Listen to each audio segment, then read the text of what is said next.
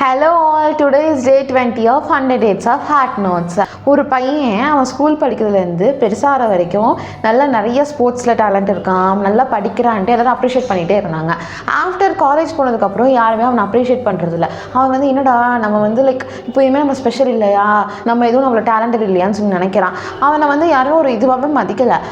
ஒரு நாள் work shop காலேஜில் நடத்துகிறாங்க. அவன் பண்ணுறான். ரெக்யூட்டர்ஸ்லாம் வந்திருக்காங்க.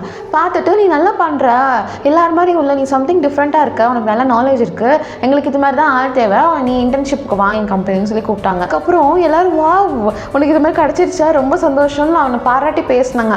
அவனுக்கு அவள் புரிஞ்சிச்சு, நம்ம கஷ்டப்படுற டயத்தில் யாருமே உன்னை பாராட்டணுமோ உன்னை மோட்டிவேட் பண்ணணுமோ நினைக்க மாட்டாங்க. நம்ம ஒன்ஸ் ஜெயிச்சோன்னா மோட்டிவேட் பண்ணுவாங்க, அதேமாதிரி நம்ம ஒன்ஸ் தோற்றோன்னா நம்மளை பற்றி தப்பாகவும் பேசுவாங்க. அதுதான். ஸோ நம்ம அடுத்தவங்களை பற்றி கேர் பண்ணாமல் நமக்கு எது கரெக்டோ அது பண்ணணும். That's all in this video. Bye.